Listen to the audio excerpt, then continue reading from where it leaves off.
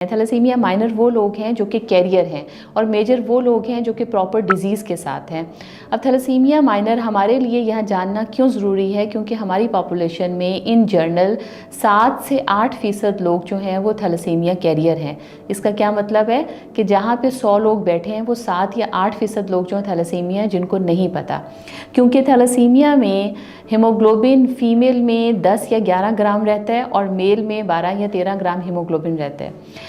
अगर thalassaemia minor की और पेशेंट्स की सिम्टम्स क्या हैं? पेशेंट की सिम्टम्स वही हैं, एनीमिया वाली हैं, पेशेंट को सांस फूल रहा है, पेशेंट लेथार्जिक है, बात करते हुए सांस फूल रहा है, सीढ़ियाँ चढ़ते हुए सांस फूल रहा है, आपकी कंसंट्रेशन इतनी प्रॉपर नहीं है।